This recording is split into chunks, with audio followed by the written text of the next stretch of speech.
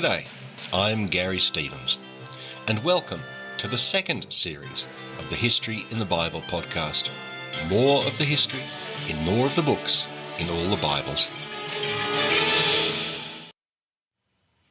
Episode 2.4, Leaving Babylon, Part 2, Cyrus and the Mystery of Sheshbazzar. In the last episode of the History in the Bible, I introduced our main sources for the return, the books of Ezra and Nehemiah, and their complex textual history. Let's get into the history of the return in detail. Our first players are the Medes and Persians, Indo-Europeans who emerged from the Iranian plateau, south of the Caspian Sea. The Medes only appear on the historical stage late in Assyrian times, after 800 BC. According to the Greek historian Herodotus, at their height, the Medes controlled a region extending from Afghanistan through the area north of Assyria to parts of Anatolia, modern Turkey. The Medes and Persians were so closely related that later Greek historians had difficulty telling them apart. In 550 BC, the king of the Median Empire, Astyages, fell out with his grandson and vassal, Cyrus II, king of his small southern neighbour, Persia. To everyone's surprise, Cyrus won the subsequent battles and emerged as the ruler of a unified empire of the Medes and Persians. He was to become known to history as Cyrus the Great. To his friends he was known as King of the Universe, the Great King, the Powerful King, King of Babylon, King of Sumer and Akkad, King of the four quarters of the world, King of the city of Anshan, the perpetual seed of kingship, whose reign Marduk and Nabu love, and with whose kingship, to their joy, they concern themselves. He also had an extensive McDonald's franchise and ran the finest hotel chain in the entire Middle East. Cyrus moved further west into Anatolia, conquering the old kingdom of Lydia and its king Croesus, he of unimaginable wealth. Cyrus planted the Persian flag on the shores of the Aegean and of the Mediterranean. Cyrus then turned his attention to Babylon. Attending to Babylon was a lot more than its king Nabonidus was doing. In the Olympic Games of eccentric kings, Nabonidus is a prize candidate to take the gold medal. His origins and ascent are obscure. He was the first archaeologist excavating the sites of ancient temples. He was the first to attempt to date a recovered artefact. Admittedly, he is off by 1,500 years, but the fact that he even made the attempt is remarkable. Nabonidus promoted the moon god Sin over Babylon's traditional overlord, the god Marduk. For reasons unknown, he decamped to the obscure city of Tamar in Arabia for 10 years. During that decade, the essential New Year rituals uniting the king, the land, and Marduk went unperformed. Imagine if the Pope failed to show at Easter and Christmas because he was on a Himalayan retreat with Buddhist monks for 10 years. By the time the elderly Nabonidus returned to Babylon to face the Persian threat, the Babylonians were thinking that Cyrus was a much better role model. The account of his return to Babylon is completely confused. Writing 3 centuries after the event, 3 normally reliable historians have different versions of Cyrus' conquest. The Greek historian Herodotus said that Cyrus defeated the Babylonians outside their city, after which a siege began. With his patience tried, Cyrus diverted the Euphrates so that his troops could march into the city through the riverbed. Another Greek historian, Xenophon, had a similar view, but he did not mention the battle. Finally, the Babylonian writer Berosus claimed that Cyrus beat the Babylonian army, but this time Nabonidus was supposed to have fled to a nearby town. There he hid, while Cyrus took Babylon and demolished its outer walls. When Cyrus moved towards his hiding place, Nabonidus soon surrendered. All we really know is that in 540 BC, Cyrus the Great, king of Persia, marched into Babylon without bloodshed. Cyrus told anyone who would listen that he was sent by the god Marduk, neglected for so long. The old officials were kept in their offices, no doubt relieved to be governed by anyone but a crazy old man. Cyrus turned out to be the nicest, all-powerful dictator ever. He reversed the policies of the Assyrians and the Babylonians, repatriating the many peoples those nations had dispossessed. Cyrus laid out his program in a wonderful artifact called the Cyrus cylinder, a tubby barrel of clay, about 22 centimetres or 9 inches long, now in the British Museum. And here's a quote from this tubby barrel of clay. Enlil of the gods became extremely angry at the complaints of the Babylonians. The gods who lived within them left their shrines. Enlil of the gods inspected and checked all the countries, seeking for the upright king of his choice. He took the hand of Cyrus and called him by his name, proclaiming him aloud for the kingship over all of everything. I collected together all their people and returned them to their settlements, and the gods of the land of Shumer and Akkad, which Nabonidus, to the fury of the Lord of the gods, had brought into Shuana. At the command of Marduk, the great Lord, I returned them unharmed to their sanctuaries that make them happy. May all the gods that I returned to their sanctuaries every day before Bel and Nabu ask for a long life for me and mention my good deeds." End quote. The Persian Empire that Cyrus founded was to become the first truly impressive state in the Middle East and the Mediterranean. The dominions of the Hittites and Assyrians and the Babylonians were rather piddling affairs, although historians call them empires. The Persians were the first to forge social practices and an infrastructure that could allow them to control an area many times greater than Assyria or Babylon at their apogee. They ruled by persuasion rather than coercion. They laid down roads, created an imperial postal service and a universal currency. At its height, the Persian Empire was the largest, most cohesive and best-run state in the world. The Judeans were given their ancient homeland, reorganized as the Persian province of Yehud.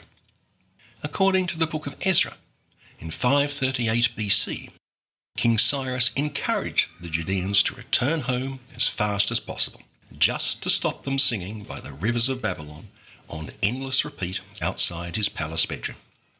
According to the book of Ezra, quote, Ezra 1:1, "In the first year of King Cyrus of Persia, Yahweh roused the spirit of King Cyrus of Persia to issue a proclamation throughout his realm by word of mouth and in writing as follows.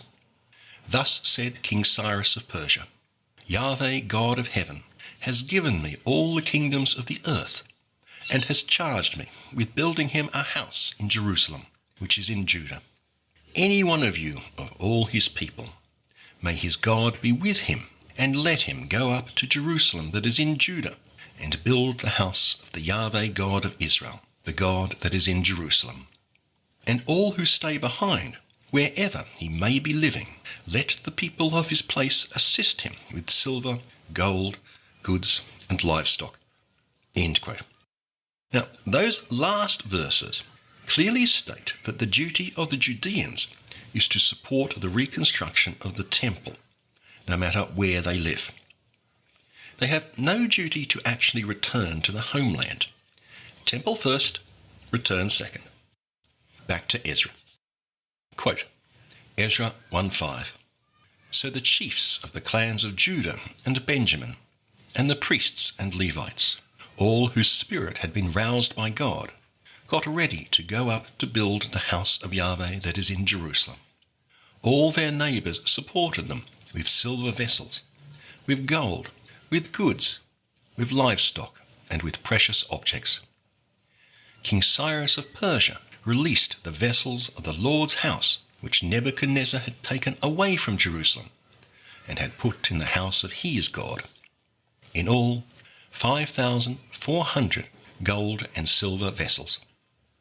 Sheshbazzar, the prince of Judah, brought all these back when the exiles came back from Babylon to Jerusalem." End quote. Quite a few of the vessels of the Lord's house had been sold to Babylonian pawnbrokers. We never hear again about the Ark of the Covenant, the mysterious Urim and Thummim, the holy oil, the stones of the Ten Commandments, and Aaron's rod. I'm sure they will turn up on eBay one day. So begins the story of the return of the Judeans from their exile in Babylon. The Judeans were forever grateful to Cyrus and remained friends to his house until its destruction by Alexander the Great 200 years later. The first wave of returnees was led by the mysterious Sheshbazzar, Prince of Yehud. Although appointed by Cyrus, his authority is unclear. He would have answered to the Babylonian original of his name, Shamash Abba Ukur. He may have been the old Babylonian governor that the Persians kept on. He may have been a Judean who adopted a Babylonian name. He is an elusive figure, with a scant 3 verses in the Bible. This first phase of the return was a failure. Cyrus had given Sheshbazzar all the gold and silver confiscated by Babylon. In the end, all Sheshbazzar had to show for it were some foundation stones for the new temple. Although infrastructure development was somewhat lacking in the first wave under Sheshbazzar, the returnees were ecstatic. The author we call 2nd Isaiah even has God directly address Cyrus by the ancient title of the Davidic kings, Anointed One. Quote, Isaiah 45:1. Thus said the Lord to Cyrus, his Anointed One, whose right hand he has grasped, treading down nations before him. I will march before you and level the hills that loom up. I will shatter doors of bronze and cut down iron bars. I will give you treasures concealed in the dark, so that you may know that it is I, the Lord, the God of Israel, who call you by name. For the sake of my servant Jacob, Israel, my chosen one, I call you by name. I hail you by title, though you have not known me. End quote. Just to make it clear as crystal, Isaiah shows God acting through Cyrus. Quote, Isaiah 44:26. But confirm the word of my servant, and fulfill the prediction of my messengers. It is I who say of Jerusalem, it shall be inhabited, and of the towns of Judah, they shall be rebuilt. I who said to the deep, be dry, I will dry up your floods, and the same who says of Cyrus, he is my shepherd. He shall fulfill all my promises. He shall say of Jerusalem, she shall be rebuilt, and to the temple you shall be founded again. End quote. Hang on, who is this 2nd Isaiah? There's only one book of Isaiah, right? Yes. But scholars long ago concluded that the last 26 chapters of that book were written by 1 or 2 other authors, whom we call 2nd and 3rd Isaiah, or, if you want to be fancy, Deutero and Trito Isaiah. Since scholars debate if there were 1 or 2 other authors, I'll just go with one, and I'll call him 2nd Isaiah. Many other authors claimed to be Isaiah. A Christian work called The Martyrdom and Ascension of Isaiah, written in the late Roman Empire, purported to attest to the prophet's witness to Jesus. The original prophet Isaiah worked from about 740 to 700 BC, during the Assyrian crisis. The chapters of 2nd Isaiah were at some point tacked on to the original work, but were written 200 years later, in the very early years of the return under the Persians. 2nd Isaiah is quite different in style to the first 39 chapters of the book. They introduce a whole bunch of theological innovations, a different theology of history, and a radical new inclusiveness. Now that the Judeans have a path home thanks to the benevolence of Cyrus, Second Isaiah dances in the streets. He celebrates the power of God, God's victory over false gods, and God's love for Israel. This is the dawning of a new age. In Second Isaiah, we see the very first clear statement that there is only one God, and he is the God of all nations, not just Israel. Quote, Isaiah 43:10. You are my witnesses, declares Yahweh. I have chosen you as my servant, so that you can know and believe in me, and understand that I am the one who did this. No God was formed before me, and there will be none after me. There is no other God besides me, a righteous God and a Saviour. There is no one besides me. Turn to me and be saved, all the ends of the earth, for I am God, and there is no other. By myself I have sworn, from my mouth has gone forth in righteousness a word that shall not return. To me every knee shall bow, every tongue shall swear. End quote. Israel now has a universal mission. God makes an eternal covenant with Israel, as he once concluded with King David. What kings and priests and prophets did for Israel, the entire nation of Israel will now do for the whole world. There is no need of a king from the line of David, for all Israel have royal standing. The descendants of Aaron are not the only priests, for all the nation are priests. As the mediator between the only God and the nations of the world, Israel is a light unto them. Quote, Isaiah 56:6. And the foreigners who join themselves to Yahweh, to minister to him, to love the name of Yahweh, and to be his servants, all who keep the Sabbath and do not profane it, and hold fast my covenant, these I will bring to my holy mountain, and make them joyful in my house of prayer. Their burnt offerings and their sacrifices will be accepted on my altar. For my house shall be called a house of prayer for all peoples. End quote. Second, or maybe third, Isaiah brings in a new concept to the theological table. In his joy at returning to Yehud and proclaiming Israel's new global mission, Second Isaiah introduces something not seen before. In all the historical books of the Old Testament, God works inside history. He manipulates nations to reward or punish Israel. He is here and now, his deeds recorded in the books. Second Isaiah shows us a God who works outside of history, who will create a whole new world. No passages in the Old Testament cleave Jews from Christians more than the suffering servant songs, spread through 5 chapters of 2nd Isaiah. The passages describe the nation's unjust tribulations at the hands of the Babylonians and later oppressors, as well as the nation's salvational role for the world at large. The most prominent motif is that of a servant who has a mission to the world. Quote, Isaiah 52:13. Indeed, my servant shall prosper, be exalted and raised to great heights. Just as the many were appalled at him, so marred was his appearance, unlike that of man, his form beyond human semblance. Just so he shall startle many nations. Kings shall be silenced because of him, for they shall see what has not been told them, shall behold what they never have heard. He was despised, shunned by men, yet it was our sickness that he was bearing.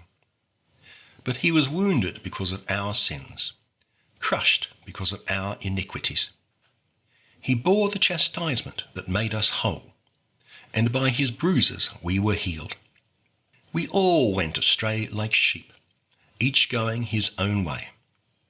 And Yahweh visited upon him the guilt of all of us. He was maltreated, yet he was submissive. He did not open his mouth, like a sheep being led to slaughter. By oppressive judgment he was taken away." End quote. Sometimes that word servant is rendered as a plural, a collective figure.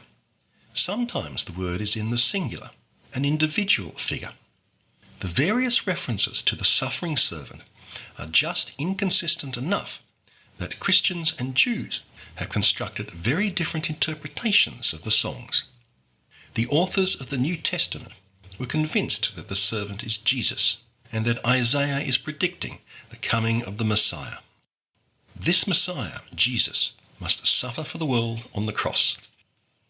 Jews interpret the suffering servant as a symbol for the people of Israel, or perhaps a historical person like Moses, Jeremiah, or Hezekiah. The servant combines royal and prophetic features, but Jews are adamant that the servant is neither a king nor a Messiah. The Jewish Messiah barely appears in modern Jewish consciousness. Ask a rabbi about the Messiah, and you may get a few embarrassed mumblings of a king or of the house of David who will lead Israel to independence and freedom, and that's about it. The idea that this person will undergo some sort of suffering simply isn't there. In the next episode of the History in the Bible, I investigate the second languid attempt of the Judeans to return from Babylon under Zerubbabel and Joshua, characters even more enigmatic than Sheshbazzar. I'll see you then. Thanks for listening. For maps, charts and diagrams, check out my website www.historyinthebible.com.